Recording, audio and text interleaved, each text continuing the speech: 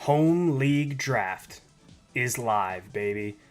Admittedly, this is not my league. I got called in by my brother to draft for this one. We're going to do a fantastic job either way. He only had one request of me, and that was if Jahmyr Gibbs is on the board at pick 5, we take him. And he wasn't. Well, I do think Jettis is the better player. To be honest, it's a tough question for me between Jettis and CD.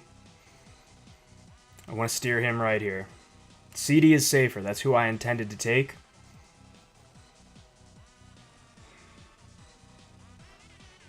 But Jettis is one of the best receivers in the league. Hopefully he doesn't get pissed at me for doing that. Jettis was above CD before any injury scarcity scared him off in best ball. Jettis is the better player. The only reason I'd be taking CD is because I'm worried about Jettis' injury. Jettis should be good. Don't have to worry about the quarterback play. Jettis has the higher ceiling to me than CD. Granted, CD has been the wide receiver one many a time before. But I'm enamored with Jettis' ceiling. I do think, there are quarterback questions at play here. But don't let him scare you off of what is one of the best young wide receivers in the league. A wide receiver who has been characteristically at the top of draft boards since his day. The chat's telling me CD instead. I apologize. I get it. I feel it. I love CD in best ball. Not going to lie to you. But Jettis is Jettis. I'm not going to let the injury scare me off. CD at 7, though, is just a cakewalk. You know this man. How you doing tonight? Next pick will be at 24. This is a 14-man league. I do think, given that it's a smaller roster construction, if you can get Brock falling to you at 24, I think it's worth it. You do run into an issue depth-wise if you go, top QB, top tight end. I still might do it if I'm given the value for it. Other players, initially was hoping we'd end up with a running back at pick 5. Didn't want to have to pick between Jettis and CD. So the wide receivers at our next pick aren't going to be as high on my board anymore. If we look at 24 right now, we are looking at players. Give me one sec. This earbud just went out. Make sure the music isn't routing through OBS wrong. But you got players like Chase Brown. Doubtful that Derrick Henry or Jacobs are going to fall.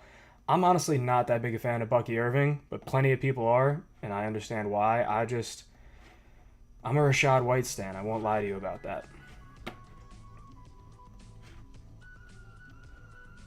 But given that I want the stability at the running back position, especially in a home league where I don't have the benefit of best ball, we're going to be looking at running backs. Running backs are Brock. I really don't think, the fact that Brock is right next to Trey McBride is crazy to me. Brock is a, early round 2 tight end in my opinion. McBride could even go a little bit later. In a smaller roster size like this, I understand McBride there, but if I can get value on Brock at 24, I'm going to take that all day. Chase Brown would be an easy pick. We can queue it up. I'll let the people know. I do love Ladd. I don't know if I love it here. Tyreek would be pure-blooded ceiling. I don't think I want to take Josh or Lamar. In round 2, I guess it would be early round 3 that I'd be doing it.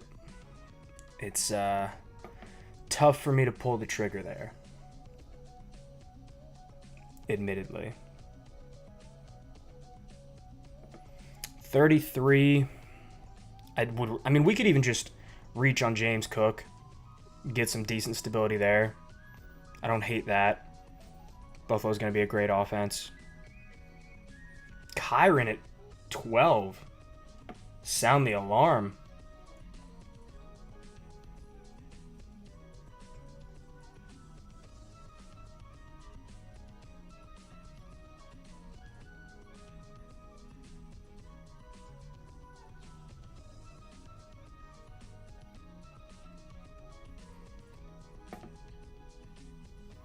Running backs are going early and often, as they will in your home league.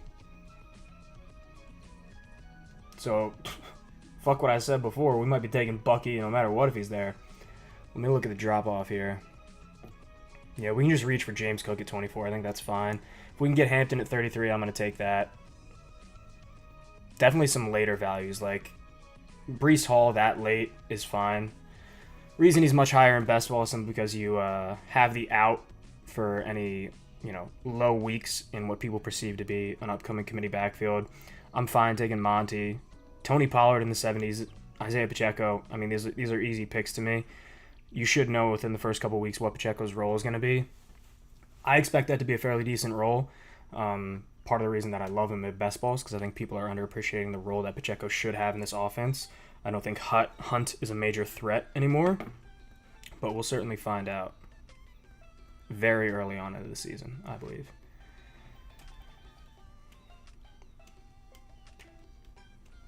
I could get uncharacteristic. The problem in these smaller roster formats, even in a 14-man league, is that there's going to be so much depth at wide receiver. But, like, Brian Thomas Jr., Nico Collins, those are players that could, be top 5 wide receivers this year. And having 2 top 5 wide receivers can give you a huge positional advantage. We would just really have to make up for it at some other spots in the draft. So, Brock, Bucky, or Chase Brown are my top picks, not necessarily in that order.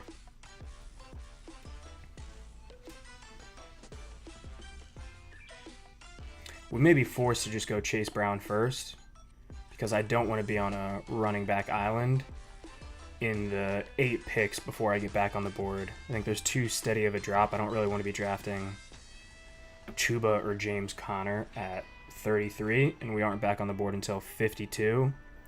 Puts us in a little bit of a tight spot. I don't think my boy wants DeAndre Swift being his RB1. That's the difference in the home league. You actually have to start people instead of how we played in best ball.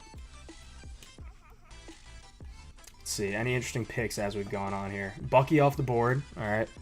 Chase Brown off the board. It's looking like we're going to be taking James Cook, letting Brock slide, just because I don't want to put him too far behind. If we had gotten a running back at the first pick, I would have been all in on taking Brock here. But I think we need to get a set and forget it RB1 for us. I don't want to be that far behind at running back.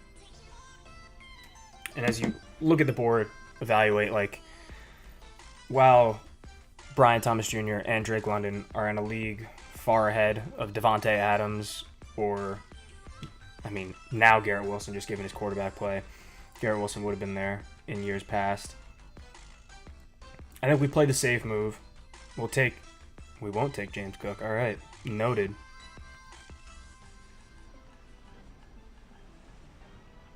All right, that's tough. How am I going to approach this?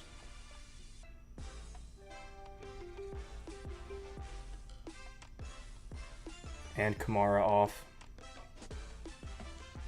I'm going to give him the positional advantage and tell him, you don't have to worry about a thing. Start Brock Bowers every week. I really don't want to take O'Marion at pick 24.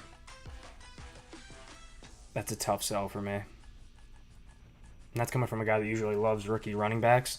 But I do believe once Najee is healthy, he will spell O'Marion a decent bit. O'Marion does, come in with a great opportunity to really prove himself and establish himself in the backfield with Najee currently out. But pick 24 is drafting him at, like, what I perceive to be his ceiling with a fair bit of free fall behind it. I'll happily take him at 33. There's a little bit more leeway there. I know that doesn't seem like a massive jump, but, like, your first 2 picks in a home league should be safe, set and forget. You don't have to worry about a thing. O'Marion Hampton has the talent to be an RB1 in the NFL. I firmly believe that. The problem is his situation as a rookie. I personally cannot get behind going all in on O'Marion Hampton in round 2. That's a tough sell for me. Chuba will be fine if we can do it, just because of the volume that'll have. similar with Connor, but I wouldn't really want to take him, to be honest. Connor at 33 is a tough one there. Henderson certainly has something. Skip this ad for you. Henderson has a ton of ceiling, but, like, it's another issue with, like,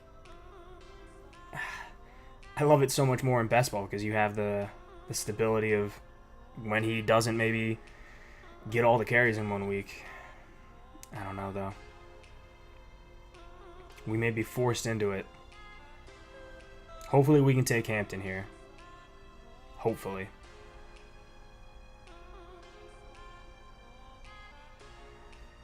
That's the dream.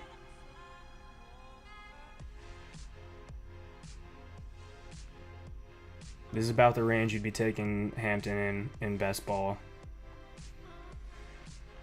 Tyreek would be off the board. He'll also be off the board at this point in best ball. Not really anyone particularly.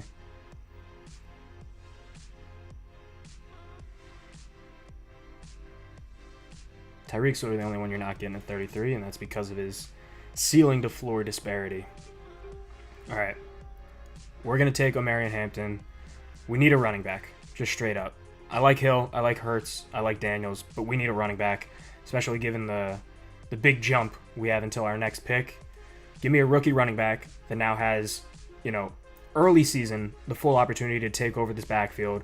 Remains to be seen. I worry about Greg Roman, 1, not getting Hampton the ball that much in the passing game, and 2, potentially trying to spell him too much. But the reality is Hampton is a damn good running back. While I've been a Najee, not a stan, but I've been a Najee supporter over the years, partially because I'm a Steelers fan, but also partially because people regularly undervalued him because he wasn't super flashy and he was ugly to watch, but he got you a fair number of fantasy points simply because of the volume that he brought in. I think Omarion, fine pick. The real ceiling here is if he just completely overtakes the backfield. Najee doesn't play until midway through the year. I mean, he hasn't even practiced yet, and we're how many weeks away from the season? Like, that's a real possibility. So give me a young stud in Hampton who, if Roman proves me wrong and gets him actively evolved in the passing game, fantastic. Hampton can catch. He can do it with the best of them, especially at the running back position. It's just that Roman's offense does not tend to do that much. So we are coming away with 2 picks that I wanted at 24 and 33, those being Brock and Omarion. Came in, Omarion was the behind Kyron and Cook, but we still get Omarion. Happy with that. We at least get one running back that I believe can set and forget at the position. Now at 52 and 61, we will have a couple of questions. I do think Pickens is now a target. In your home league, you're not going to double stack CD into Pickens. So Pickens is now a lot more open for us since we took Jettas instead of CD. He's an easy pick for me, given the upside and the other depth that you'll be able to collect at wide receiver later in drafts. The real problem here is 52 and 61 aren't too attractive running back wise. Swift is okay. I think Brees is maybe getting the committee aspect a little blown out of proportion, but it is a real risk, and a risk that in your home league is a lot less, a lot less risk tolerance for that committee concern in your home league than it is in best ball. Like, just, that's the short of it. I don't really, no other pretty way to say it than that. I do think, like, maybe we reach on Tony Pollard if the running back board is that thin at 61. Maybe.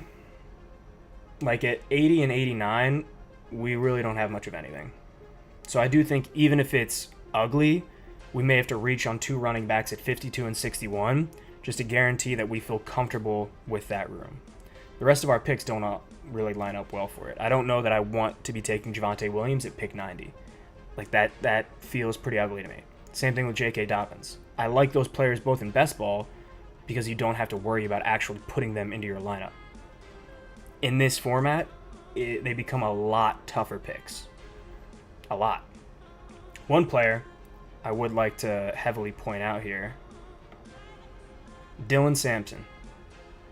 Give me all of Dylan Sampson. Give me all that. All of Dylan Sampson. Oh, you gotta be shitting me. No, it's good. I was worried that the stream froze there. Got me nervous. Same thing, like, Monty is a player I love in best ball, but in your home league, I don't feel great about it. I'd much rather have Tony Pollard to David Montgomery, because Tony Pollard's going to have a much more consistent volume week to week and is less of a TD-dependent option. Like, if Monty doesn't get his TD in a week and it's a heavy Swift week, I mean, you're good luck. I should send my consigliere a couple of updates that I'm doing for him. Let the man know who I've got for him.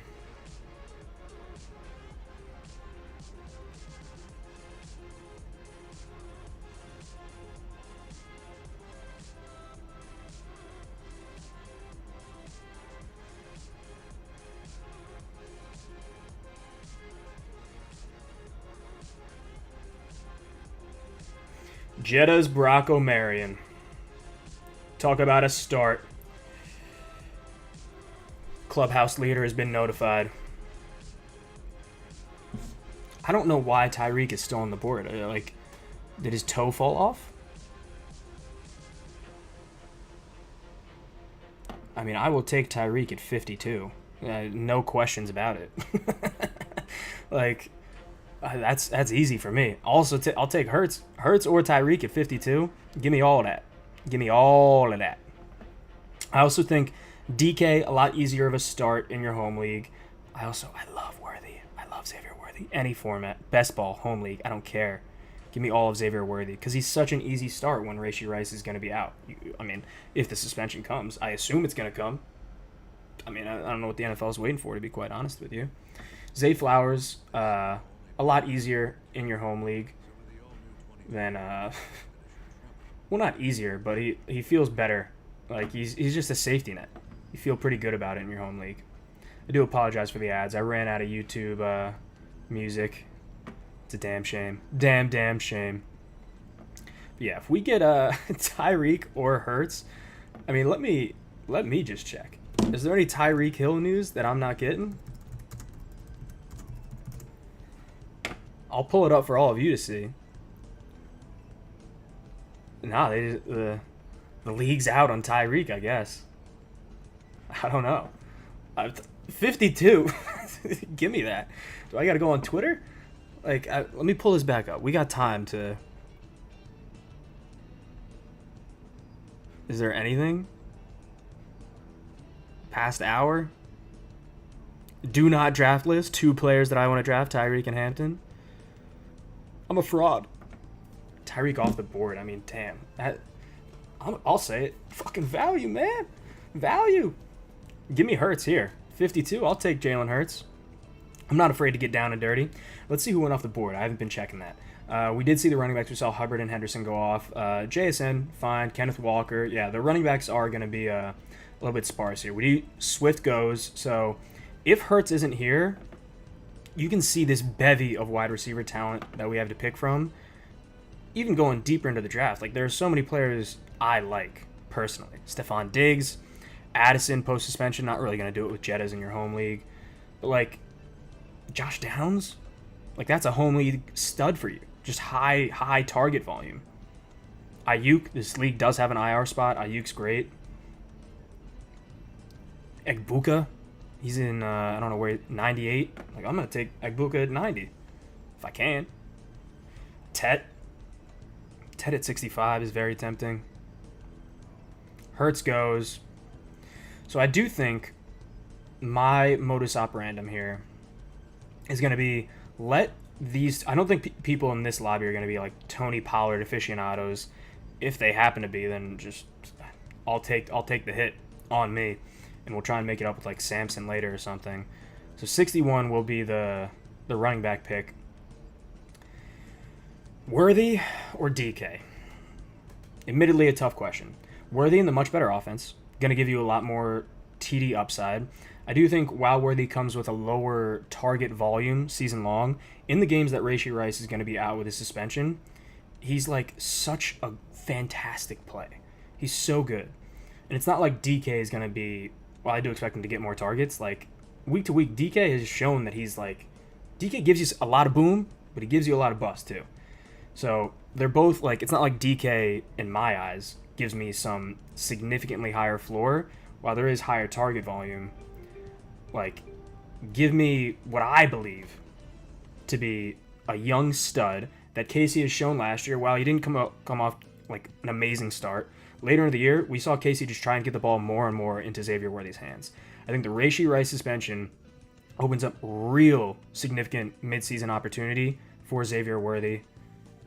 I'm hoping this pick is the one that I stamp my name on, and my brother comes back to me and says, how about Xavier Worthy? How about him? Do you believe in miracles? Because I do. Give me Xavier. And then this next pick, said it before, Tony Pollard, because he's ugly, but he's going to get volume week to week. Maybe we can take, like, Montgomery, but I think that's, I don't know. It's tough. It's tough.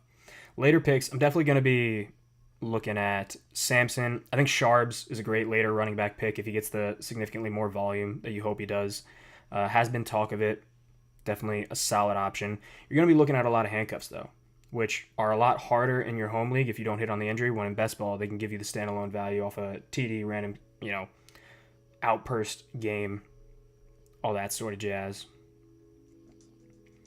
Mahomes off the board. Jones and Harvey. Monty's still available.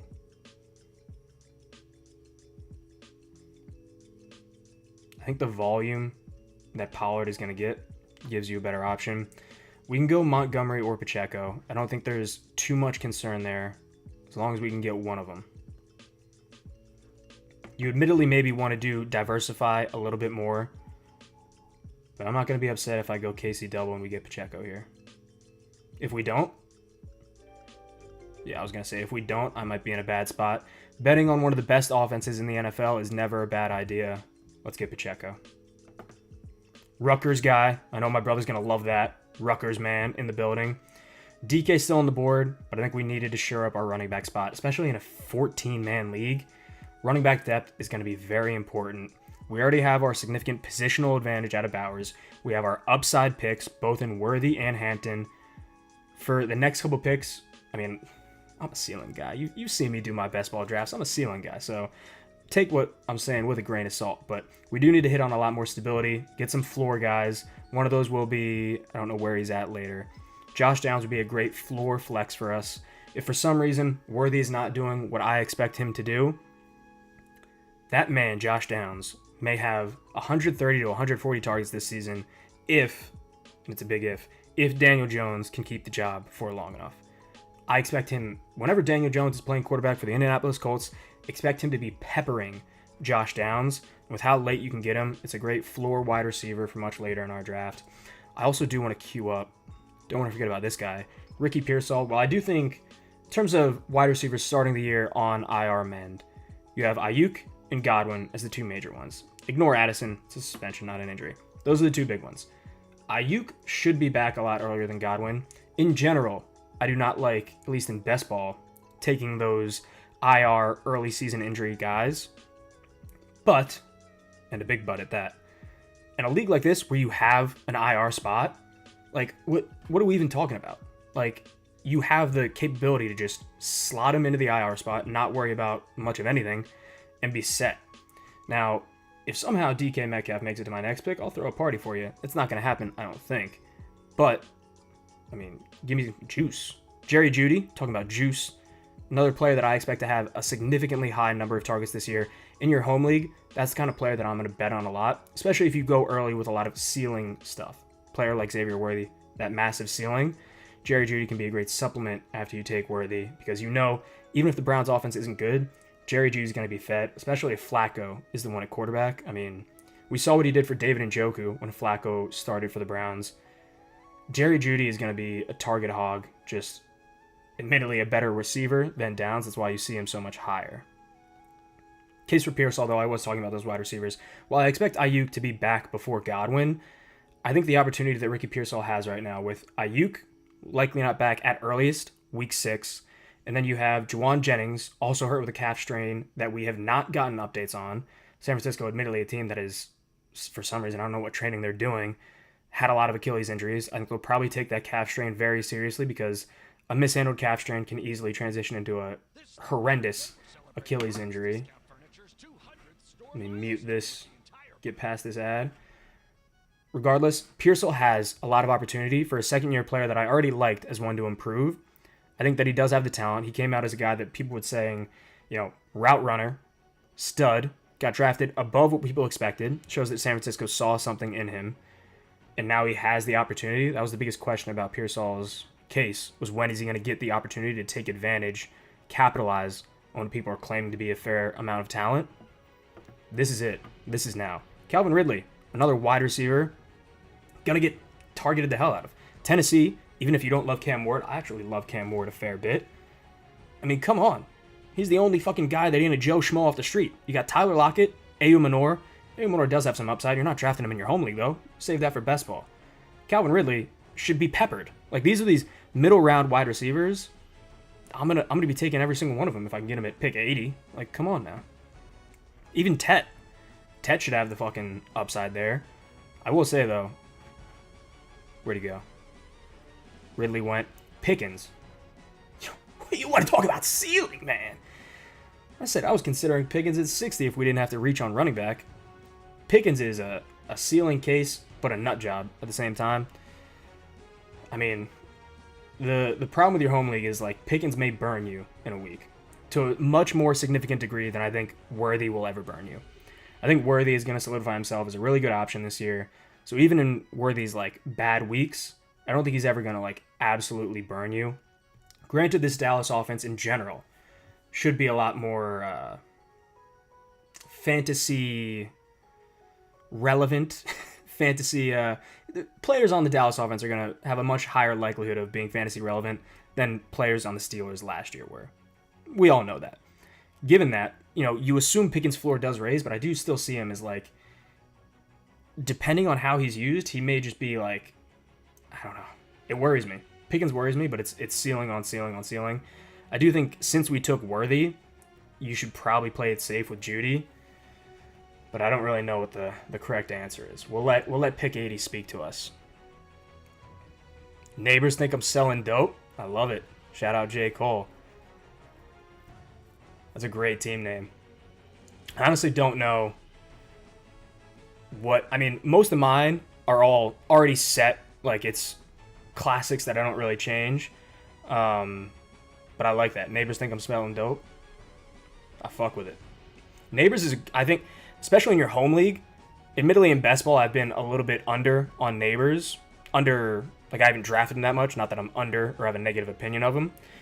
Neighbors is going to be another target hog. And honestly, I think it's better for Neighbors the sooner that Dart gets in. I really don't think Russ is going to be... He'll target him a bunch, but I'm a little worried about it. Fantasy football question. I have the 6th pick in a 12-man. And a pick of debating Jettis falls to me, where I take CMC or Genty over. I think if you really like CMC or Genty, take them. Like, don't ever, especially in your home league, I'm assuming it's 2 wide receiver. If it's 3 wide receiver, I'd probably go Jettas. If it's 2 wide receiver, never feel bad about taking a running back that you like over a wide receiver. There's so much wide receiver depth. Don't get me wrong, Jettas has, like, the capability to be a wide receiver 1 on the season. But, like, if you like CMC, if you love Ashton Genty, take him at pick 6. Like, go with your gut. Draft the team that you want to draft. At the end of the day, these ranks are all just fucking slop.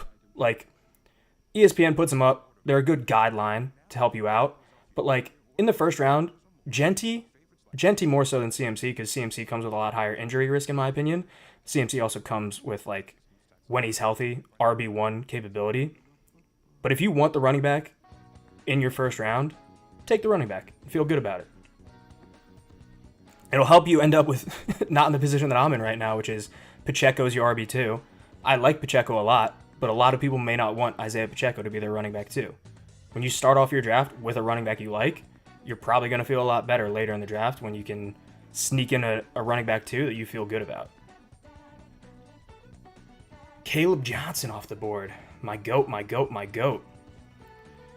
What is the running back board looking like? Yeah, like I don't think you're ever going to feel good about starting Dobbins in a given week. Javonte, maybe, if he's the starter. But I think at this point, I'll let the running back value come to me later in this draft. Like, this is part of the slop, in my opinion, on ESPN League rankings. Cam Scadaboo should not be higher than Zach Charbonnet. Just point blank. Charbonnet, in his standalone value, especially in a PPR league, is going to have an equivalent, if not better, role than Cam Scadaboo. And in the event of an injury, I think Charbonnet is a much better player. All right, we're taking Pickens. I know I said, maybe take some safety here. But if I can get George Pickens, a player that I think has massive ceiling, as my wide receiver 3, I'm going to do that. I'm going to do that all day. We can get the safety later. Let's check out the quarterback room. We can always take Dak, hopefully at 108. Admittedly, in your home league, you may have to reach on a quarterback. I can't be trusting myself to read the field that well. Fields, always solid on a home league because of his rushing floor every week.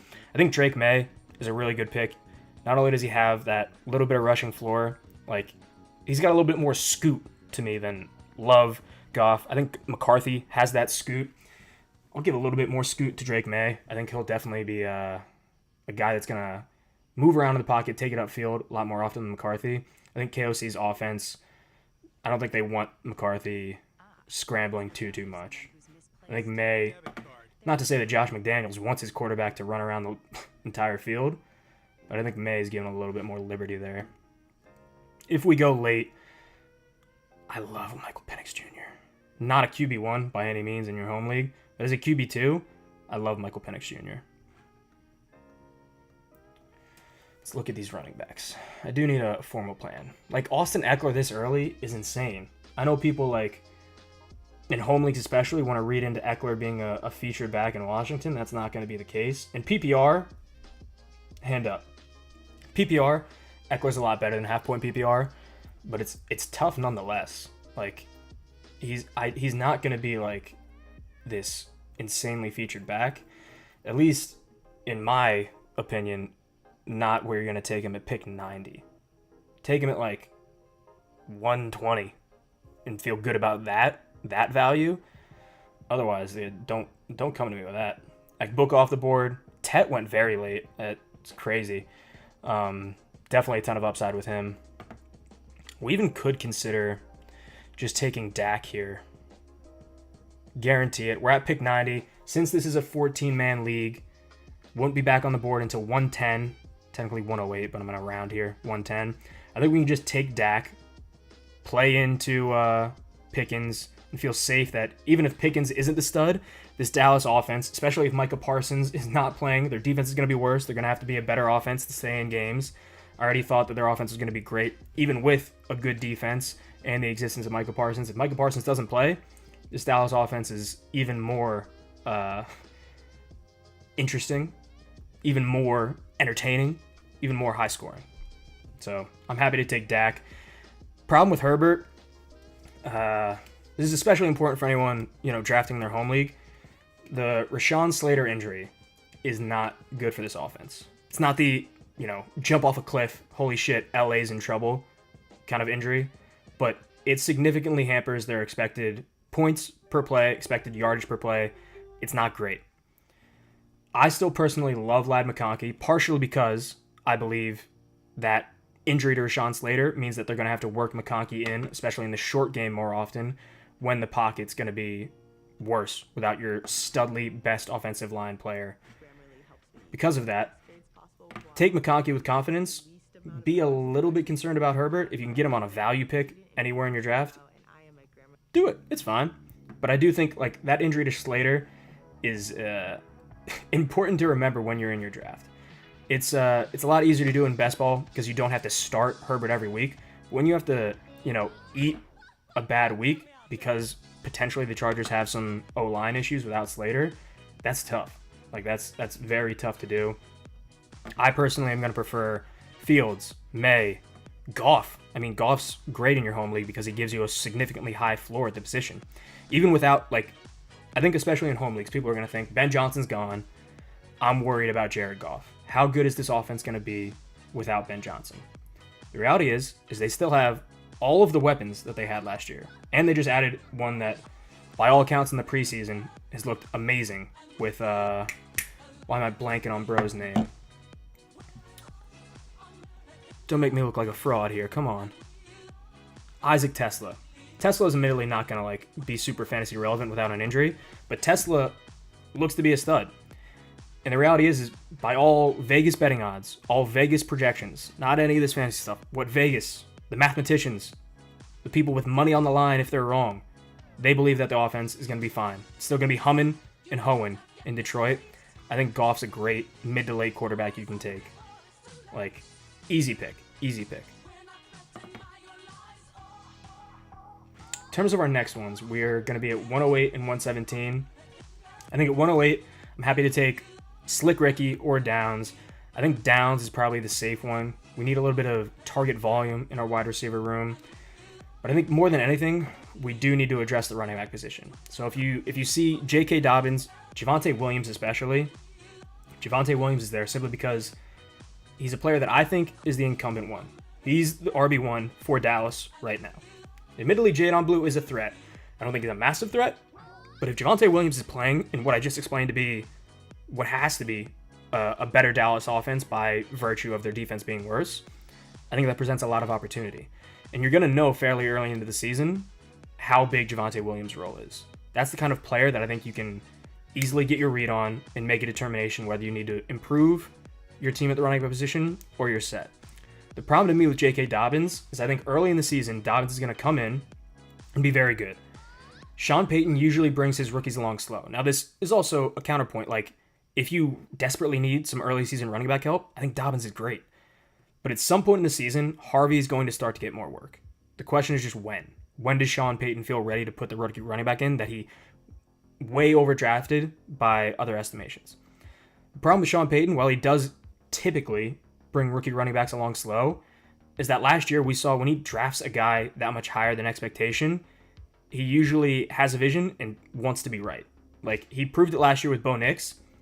Will he prove it this year with RJ Harvey? To be determined. I don't know. Harvey's not someone that I'm like overly hyped up on. I much prefer the other rookie backs being Hampton, Henderson, and Caleb Johnson to Harvey, admittedly, just because I think they're safer bets. I think they're going to, be a lot easier to manage volume-wise. But the problem with Dobbins is at some point, I do think his volume will fall off. Early season, it's nice and easy for you, but at some point, I worry about Dobbins. Javonte, if he keeps that role, and granted he's another year removed from the significant knee injury, you hope that means he's back to form, to rookie running back form that we saw from Javonte. It's not a bet you want to make all the time. But when you can get it, pick 100 for a running back, that's fine. We can go Javonte. So I do think, considering we're only at 2 running backs right now, we want to shore up our running back room a little bit more. This is the only running back still left on the board that is the incumbent. I think Jordan Mason is one of the guys that has a decent bit of 1B value. I think they'll work him in a fair bit next to Aaron Jones, and he's a premium handcuff. But none of these other running backs on the board are players that you can look at and say, well, besides Dylan Sampson, especially if Judkins doesn't play, you can say, hey, this guy is the lead back. Javonte's the lead back, at least for now. Like, that's all you can really bet on at this point in the season, is who's going to get the volume to start the season. Maybe I'm just a closeted Javonte truther. I think Javonte can, he still has a little bit in the tank. I think the Denver offense, for most of his time there was not great. And then I think he ran into the problem last year of still, not being fully healthy. We saw it with J.K. Dobbins. How long did it take Dobbins until last year to be, back to what he was? I really think Javonte has a lot of ceiling. And if he is the lead back in this range, he's one of the only guys with a fairly high floor. Now, we will have 2 backs on bye week 10. I'm the type of guy, I'll figure that out by week 10. Especially, we're loading up on bye week 10, we can just punt that week. I'm fine with that. If it means that, we can go in and have a much better team in other weeks, fine by me.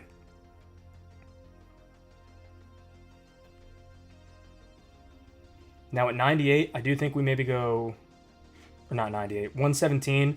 I think it's Slick Ricky Josh Downs, or Jared Goff. Granted, since we took Dak, we can probably just punt our QB2 a lot further down. We have significant investment into Dak, both through Pickens and by virtue of where we drafted him. So we can cool off on that end. Let's go through and queue up. We'll move Javonte up to the top of the queue just so I don't forget about him. Anyone else that I perceive as being great options in your home league? Let's scroll through here. One, immediately, I don't remember where he's at in this. If you have an IR spot, take Brandon Ayuk. Like, he's a lot harder to start in here than in best ball, but if you have an IR spot, Ayuk's a great choice for that IR spot. I think he should be back fairly early, and if he's back and happens to earn, the premium role, the wide receiver 1 in the San Fran offense, you should feel fairly good about that. Kyle Pitts. I've been drafting a ton of Kyle Pitts in best ball. I am not drafting a single lick of Kyle Pitts in my home leagues unless I get him fairly deep in the draft. I'll be the first one to admit that. I think it might be I do think Pitts will be better this year. I think Penix will open up a deep threat variable in the Falcons offense that wasn't previously there. I do think Pitts will be a very up and down tight end this year. I think you'll see some weeks where he's like, damn, Kyle Pitts is Kyle Pitts, and then some other weeks you'll be like, damn, Kyle Pitts is Kyle Pitts. Like, that was fucking... I don't think he's completely out of the woods yet. We do see Javonte go. That's tough for us. Very tough. Is there anyone I'd be willing to reach on here? Not really. I mean, at 117, I may reach on Charbonnet just for the thought that maybe, there have been reports that Charbonnet is a better fit for this new Seattle offense than Kenneth Walker. Even if he isn't, Charbonnet will still be a factor. In a PPR league especially, Charbonnet is a good guy to have. He's the receiving back, so even if all those reports are falsified, pre-camp hype, BS, you know that Charbonnet is going to be receiving passes. Sometimes, especially in a tough week, that's all you need out of a running back too. It's just a guy that's going to get a little bit of PPR value for you. So we'll probably look at Charbonnet at 117. I'm not going to take him at 108, especially with the board. I'm fine with taking like Mason at 117 if Sharps isn't there. All right. Downs or Slick Ricky? If I'm targeting Ayuk later, it's probably just go Downs.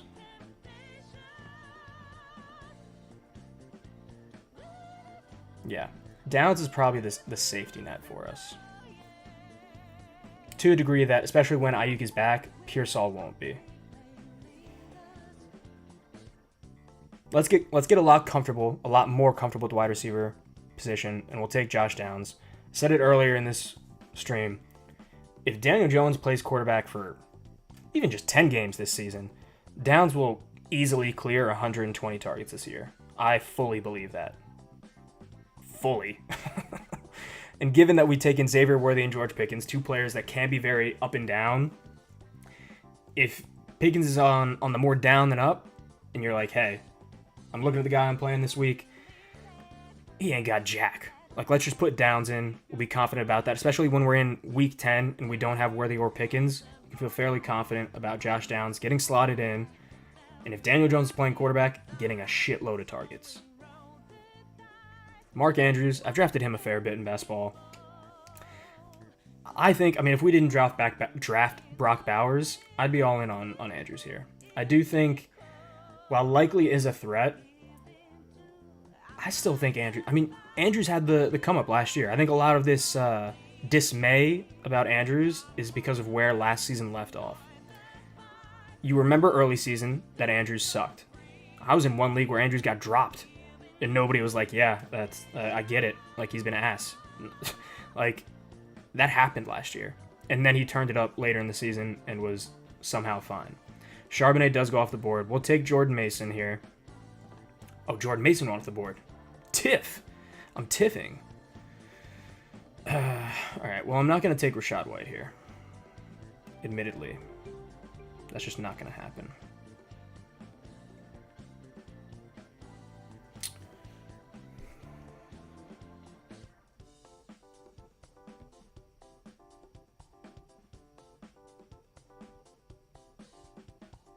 All right.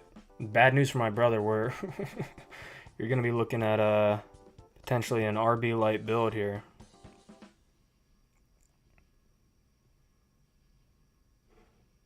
No, I won't do that to him.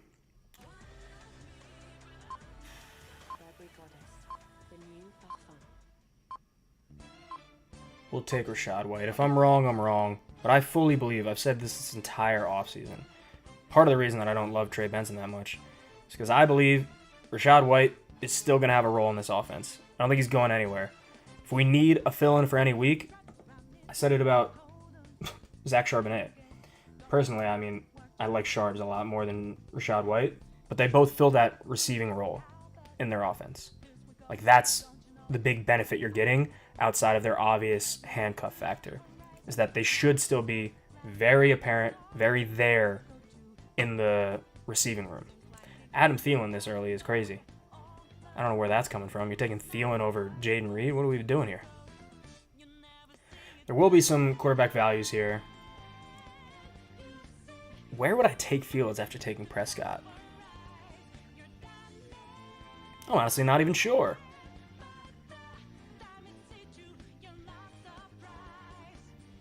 I do think I'm going to take Samson at our next pick, given how running back light we are. And in your home league, you never know who's going to do what. I'm going to take Samson and feel pretty good about it getting a starter.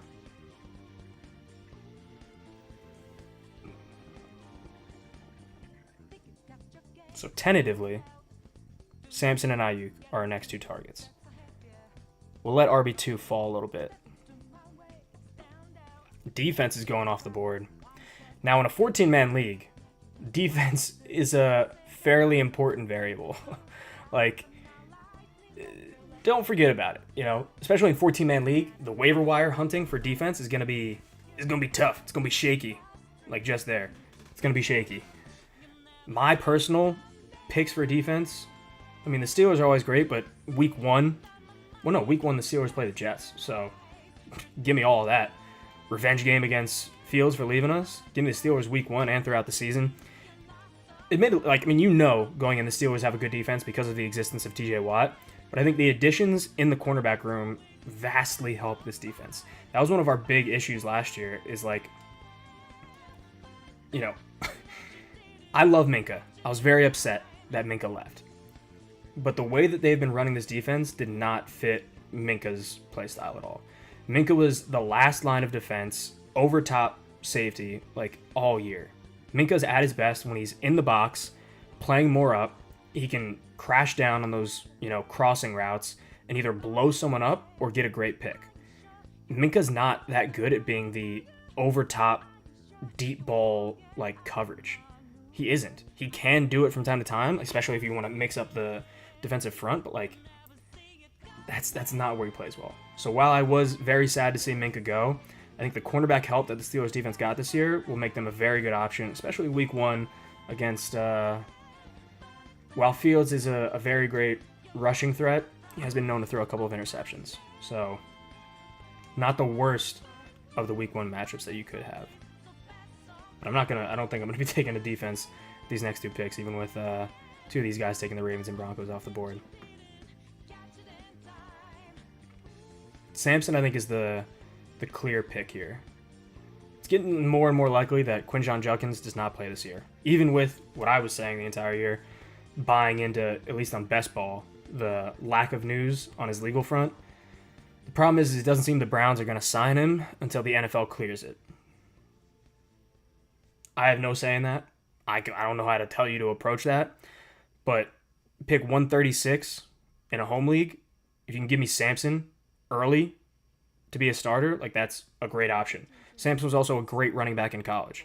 There is a great opportunity for Samson to take over the backfield, even in a bad offense, admittedly.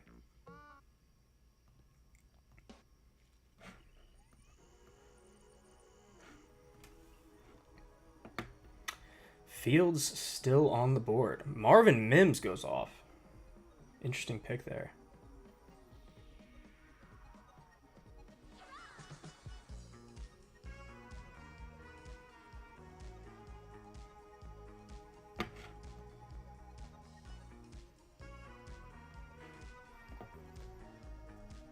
Tajay Spears or Trey Benson aren't bad picks either, given their handcuff value. That is real. That is apparent. Algiers the same. But I am going to take advantage of the IR spot here and take Ayuk and Samson. Samson just because, again, there's no other running back you can say here might be the one without an injury. Samson should be the one as long as Judkins doesn't play, and I do not think, at least for a significant part of the season, I don't think Judkins is going to play. And even if he does play, he hasn't been at practice. Like, he hasn't even signed yet. Like, these are a lot of things that have to happen. Not to say he can't sign quick, but the holdup is going to be the NFL doing their own investigation. There's a real likelihood that NFL doesn't wrap its investigation for a while because they do want to clear their own behinds. So I think Samson at 136 will be fine. It's a reach. Don't get it twisted. It's a reach. I have no idea, admittedly, where Samson's going to go in a lot of your home leagues. He's a player that could go anywhere. Like, there's no predicting where Samson might go in your home league. But 136, I don't mind it, especially for a running back needy team like this. If you start off better at running back, not to say that Hampton and Pacheco is tiff, but like, if you felt a lot more secure going like first and second round at running back, you don't need to be reaching on Samson. But I think for this lineup, it makes a lot more sense. Justin Fields still on the board is interesting. Burrow's going to be running and running a lot, but with May and Goff still there, I'm going to try and just get lucky, get one of them late. And I also know that much, much later in this draft, I love me Michael Penix Jr. I love Michael Penix Jr., man. So I'm fine with just kicking the quarterback 2 bucket all the way down there.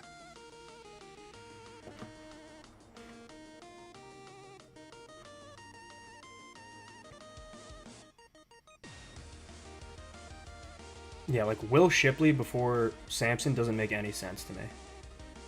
At all. I mean, maybe he has, I don't remember who took him. He might have Saquon for all I know. I'm going to be that guy. Give me Dylan Sampson.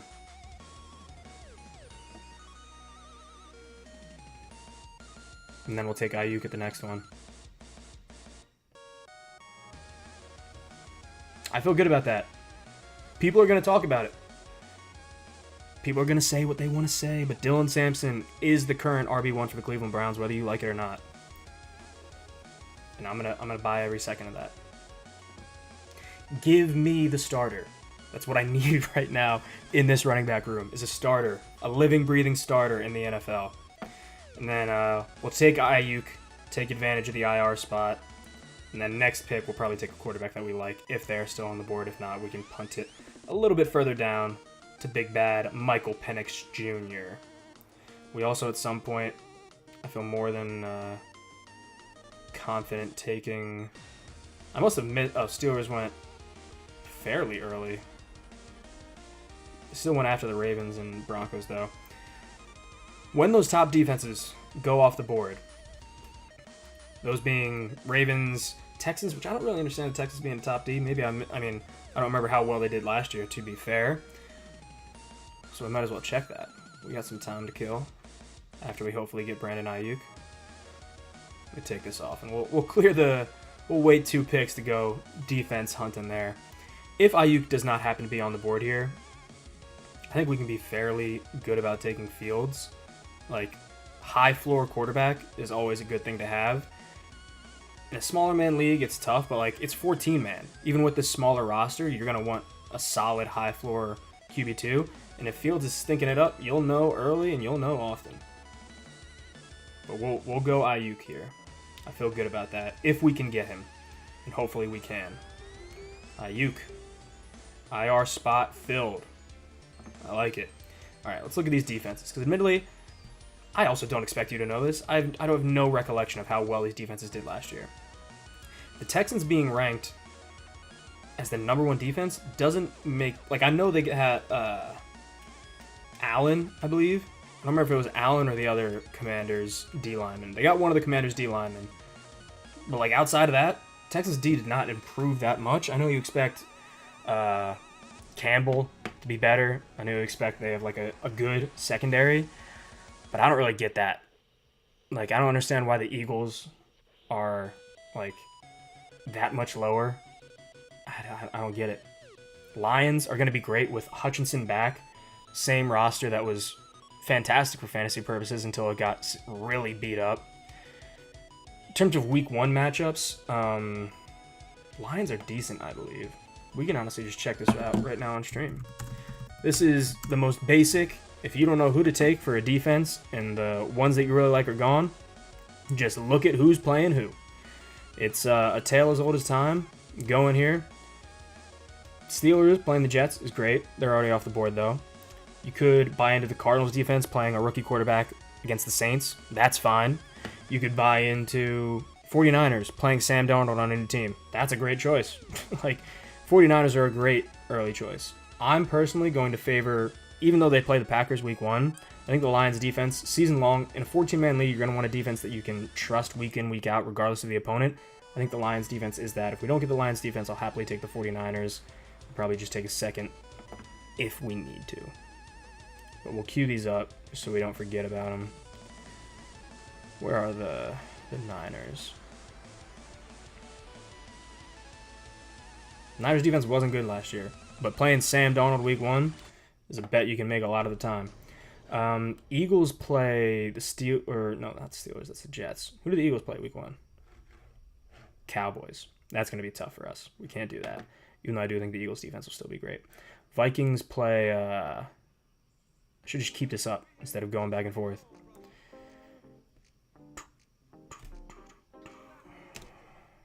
The Vikings play the Bears against Caleb. That's a fine bet. You can be worried about Ben Johnson. Caleb against an okay, solid defense, a defense that didn't have too much turnover this offseason, should be an okay bet. I don't think I want the Bills given their week 1 matchup. Let's look at who's gone off the board. We did see big bad Jared Goff go off the board. Where did was I blind? Did I miss it?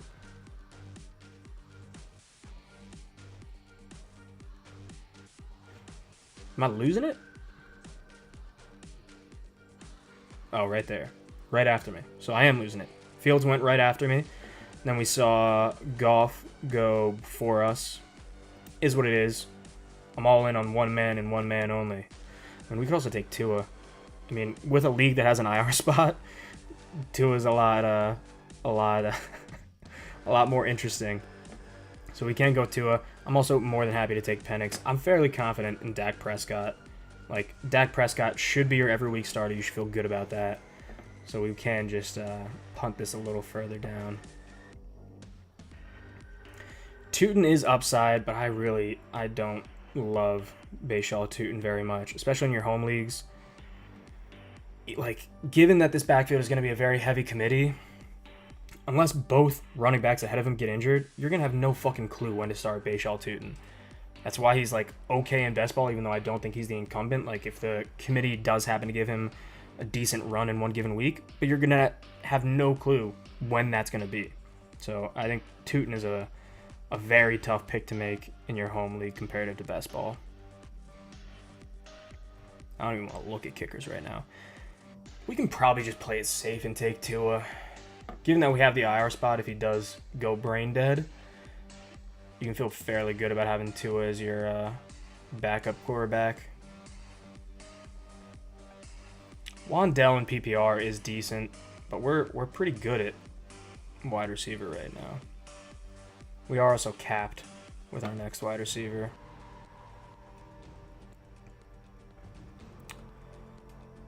In terms of defenses, how bad would I want the Vikings, Lions, Niners? Honestly, not too bad. At least not bad enough to take this pick instead of the second one. So I'm fine with that.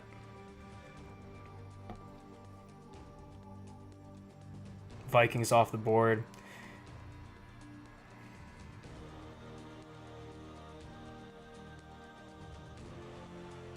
Yeah, I think we'll just go Lions.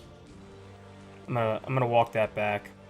I don't care about getting Tua versus Penix. While Tua I do think is better, I think Penix has a lot of ceiling. You can get him a lot later, which allows us to make some other higher upside picks either at running back or wide receiver.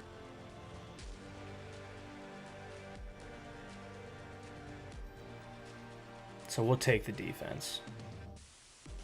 And maybe we can even take the 49ers late, have them set up for a week 1 matchup. If we don't get the Lions, have to take the Eagles. You go Eagles into 49ers, play the 49ers for a week, and then have the Eagles defense the rest of the year. It's not the worst decision you could make. But yeah, I prefer ignoring the Eagles week 1 matchup. I think the Eagles are the best defense on this list. But out of the ones besides the Eagles, I prefer the Lions. Jets won't be bad either, simply because you assume they're going to be a fairly run-heavy team with Justin Fields, with 2 great running backs in Braylon Allen and Breece Hall. You assume the game's going to get a lot of time chewed out, a lot of clock chew. Should be good for their defense, at least in terms of points allowed, and then they still have a fairly good defense. Don't forget it. Let's take the Lions. I'm more than happy to play them week 1 against Caleb. And season long, I think they still present a lot of upside in what this year will be a healthy Detroit Lions defense. Last year, I mean, the main fall off for the team in general was how beat up their defense got. I think a fully healthy Detroit Lions is a weekly startable defense.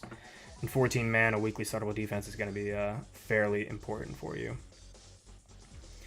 And then, I mean, I'm allowed to just be a goon and kind of hit on some deeper guys here that I think have upside. So we may just take Tua and be set at quarterback, and we can get a little bit wonky with our final picks at running back and wide receiver. So let's queue up Tua. I don't think we'll need the 49ers defense anymore. Let's see if there's any flex plays that I think are decent. Again, Wan'Dell's fine. If he's able to maintain that super high target share in a PPR format, he's going to be fantastic. Whether he does that with Russ at the helm, I'm not sure. I think Dart could still feed Wan'Dell enough. They threw the ball a lot last year, the Giants. I'm not super positive to do that again this year, but who knows? Especially once you're getting this late into the draft, you'll know fairly early how many targets Wan'Dell Robinson is going to get week to week, so it's not the worst pick. You should be able to know whether you want to move on early or not.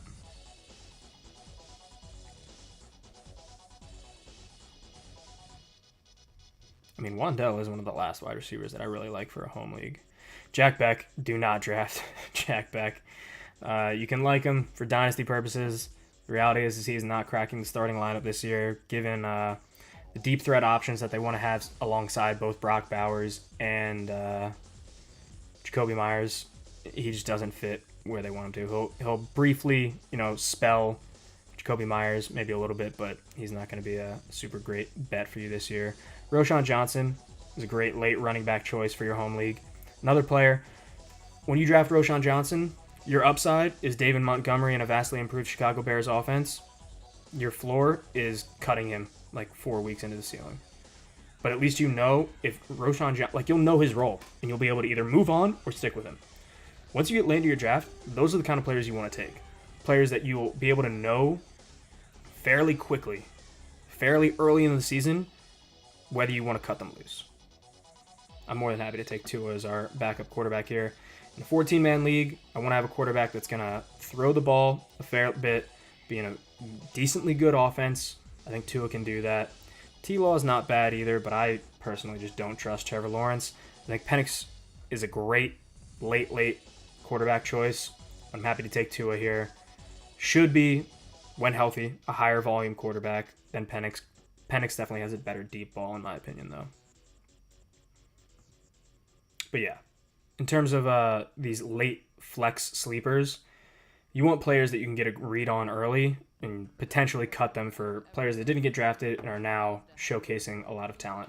Alternatively, what we could do, if you are super concerned about the Devon Achane injury, these fucking ads, man, they don't stop. These bastards are really trying to get me to get YouTube Music back.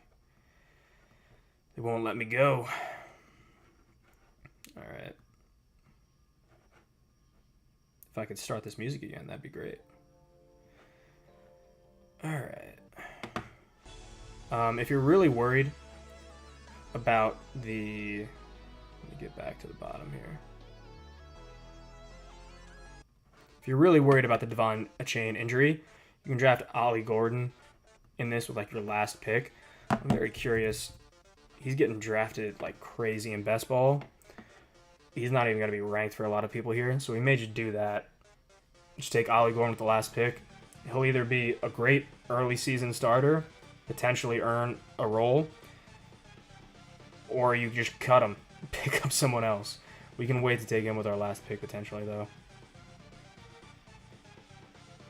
So we probably... 2 picks left, 1 running back, 1 wide receiver. I don't feel the need to take a backup tight end after taking Brock Bowers. It's kind of the luxury you get by taking Bowers. If you do need to take a very late tight end, take Gesicki. He's back at practice. Don't be too worried about the injury. Gesicki will get a fair number of targets. Cincinnati offense is going to throw the ball a lot. They've done it consistently year over year. Their defense also sucks, so they're going to have to throw the ball a lot. Gesicki's a fine late-round tight end. I don't love Brenton Strange. I think it's going to be tough to know when to start him. I think Travis Hunter eats a lot of the target void that's now in the Jaguars offense after some of their wide receiver departures. Darren Waller is really tough. I'd rather leave him on the free agent market unless you have a very deep roster and can afford to pick him. Like I want to see how he's going to be used first. Schultz, not bad if you need like an early season. If you go like Isaiah Likely into Dalton Schultz or something, I don't know. Isaiah Likely I think has upside, but again, like it's tough to know when to start Likely in a home league unless Andrews gets hurt or if he somehow overtakes him to a insane degree this year. Conk was all right. I think Gesicki is definitely your best bet of best bets here in late tight ends once you're this late in the draft. Otherwise, you're kind of in a dark room. Schultz is fine. He's probably going to have the highest week-to-week consistency out of these guys, but I think he has a significant, like fairly capped ceiling with Dalton Schultz. Kickers. I haven't even thought about kickers.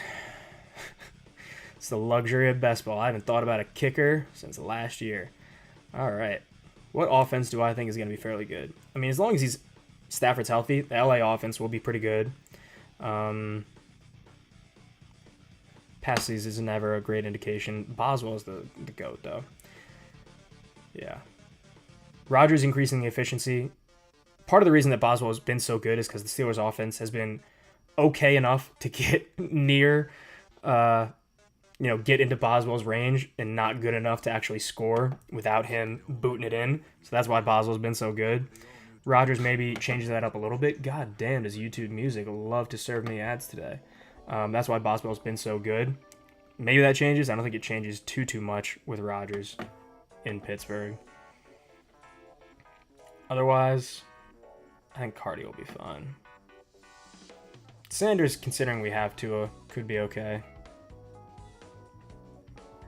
We got options, and I'm not taking kicker until my very last pick anyway. Wandell off the board. I don't think I'm going to take Bateman. Pop Douglas is okay if you really need a deep, potential high-volume wide receiver. I really don't know. Dobbs could be a good injury fill-in. Since this league does cap your running back and wide receivers, it does make things a little bit tough on you.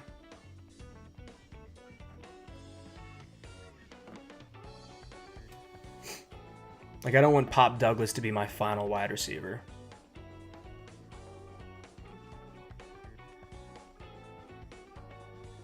Woody Marks is also a fine late running back. So given I have 3 of them, I'm probably going to kick that can a little bit further down. I wish I could draft all of them, but we are capped at 5. Ray McLeod wouldn't be the woat, but is there any wide receiver here that I can get an early read on and potentially drop? No? So, Chris Boswell, welcome to the team.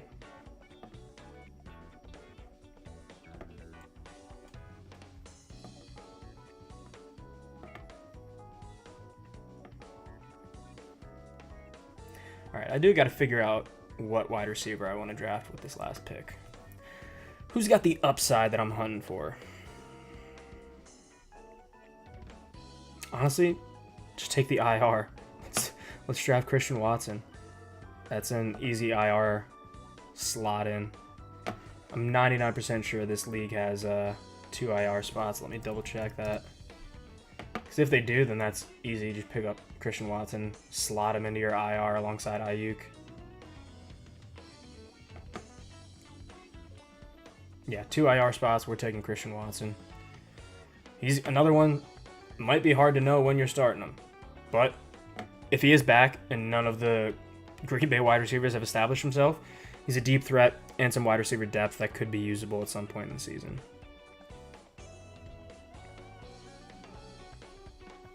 Yeah, I think that's the pick. I don't think any of these guys are like great options where you're going to be like, yeah, I know by week 3, whether I love Josh Palmer or not. I mean, Josh Palmer is the only one that like maybe you get, if Palmer happens to get more targets than you expect, you can like get a good read on him. Otherwise, it's an ugly endeavor.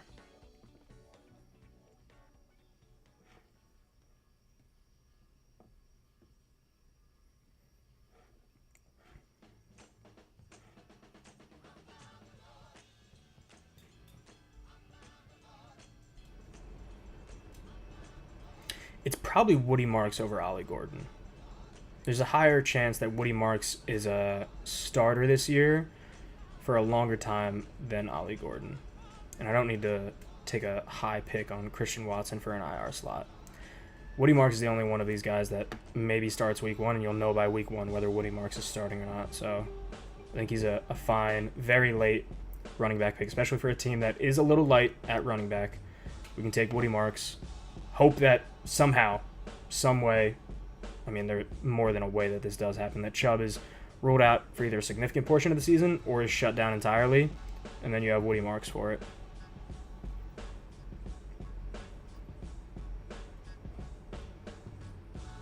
I don't even get to see him anymore. I wanted to look up where Chubb is ranked in here. And then we will close this out with Christian Watson. I'm not going to bore any of you with the final pick on a random league that you don't even know. But I do appreciate everyone who tuned in today. Definitely fun to switch it up into a home league rather than the usual best ball drafts that we're doing. Best ball. While best ball does have its place, it's a lot of fun. Home leagues are the sanctity, the first place medal, the gold medal of fantasy football is your home league with your friends, with your buddies. Just going out, having fun. A little bit of something on the line. Hopefully you have a punishment for the loser like my league does. But until tomorrow, draft well, be safe,